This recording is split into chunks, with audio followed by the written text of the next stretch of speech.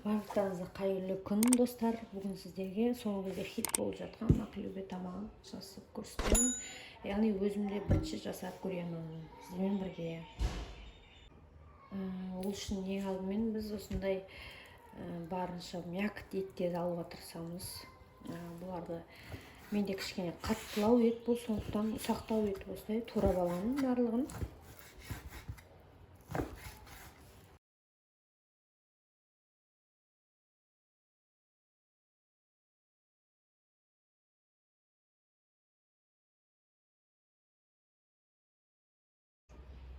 Міне осындай етіп ұсақ турап алдым.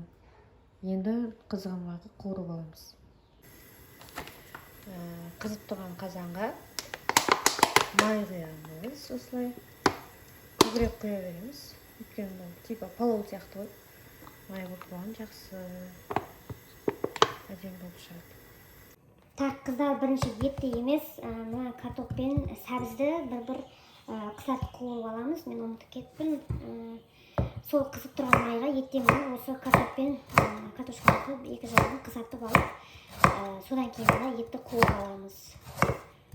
Сосын еттен кейін осы пиязымызды салып, кішкене етті аздап су құйып демдеп аламыз. Қазір оны видео басында көрсетемін маған. Картопты да осылай дөңгелек турап аламыз. Қатты жұқа емес, қатты қалың емес қылып. Сосын оны да қуырамыз.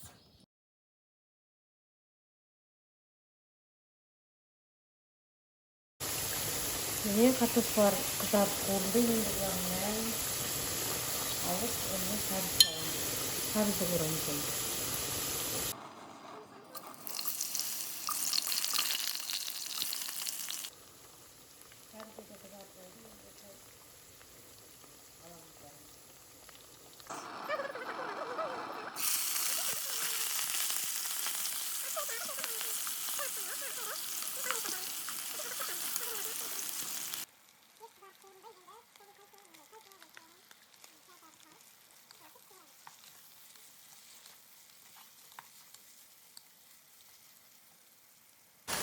Yine başlar kurulak, yine kapattı, kapattılar.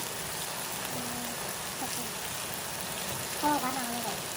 Tutal, ben kalanı. Kurulu. Bakın. Burada tutuyor. Yıktık. Büyük bölüm üstüne denize bağlandım. Yıksın sarsıldı.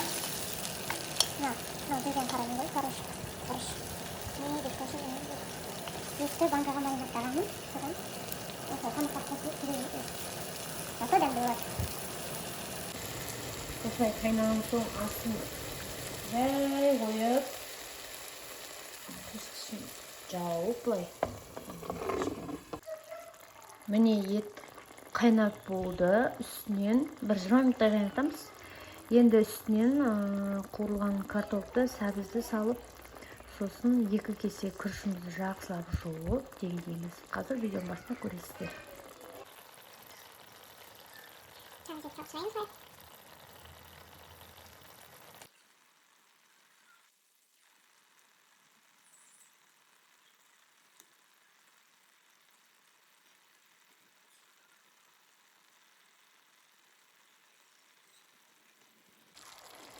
Міне картошканы салып алдым. Енді күріш үстіне осылай салып.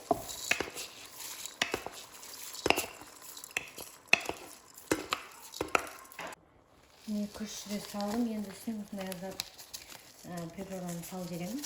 Оның ішінде куркума бар. Күріштің түсі әдемі болып шығады. Қазір енді үстіне су құямын. Күрішті негізі суын бірге бір құяды. Мұнда 2 кесе күріш, бірақ бұның үстіне осы мақлюбе болған үшін кішкене күріш сұйықтау болу керек, су олау, сол үшін 3 кесеге жуық су құямын.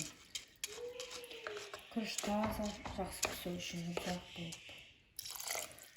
Енді астын көтеріп, газда бір қайнатып, сосын демдейміз. Міне су тартылып болды. Содан кейін осындай кішкентай кружканың жартысындай су құйып, бетін жауып демдейміз. Содан кейін 20 минуттай демдейміз. 20 минутта тағы демдеу керек. Сосын тамақ дайын. Асын ең астыңғы алауға, ең төменгі отқа қоямыз. Солай демдейміз.